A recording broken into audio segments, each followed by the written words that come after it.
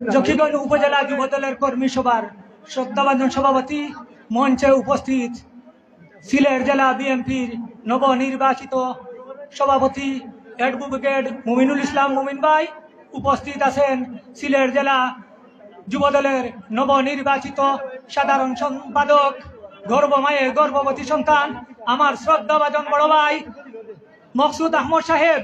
ভাই, আপনাদের দৃষ্টি আকর্ষণ করে 1 মিনিটের জন্য আমি বক্তব্য দেওয়ার চান্স পেয়েছি। ভাই, আপনারা এসেছেন, আপনারা আসার জন্য আমরা জকিগঞ্জ উপজেলা যুবদল গর্বিত।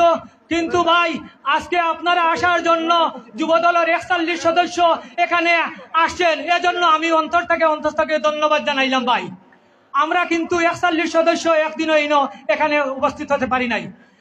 আরেকটি কথা বলতে চাই ভাই, আপনারা গত 2-3 বছর আগে বিএনপির কমিটি হয়েছে, আমরা যুবদলের অনেক ভাই বিএনপিতে লবিং করে বিভিন্ন পদ পদবি পেয়েছে। কিন্তু দুর্ভাগ্য বিষয় হলো আপনারা ক্যান্ডিডেট হয়ে এখানে উপস্থিত হয়েছেন, আপনারা এই জিনিস খেয়াল রাখবেন।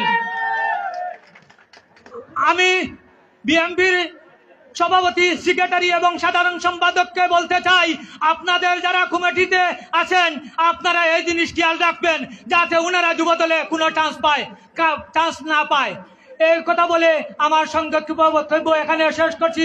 শহীদ জিয়া অমর হোক, দেশ নেত্রী বেগম খালেদা জিয়া জিন্দাবাদ, তারেক জিয়া জিন্দাবাদ, অ্যাডভোকেট মুমিনুল ইসলাম মুমিন ভাই জিন্দাবাদ, মকসুদ ভাই জিন্দাবাদ।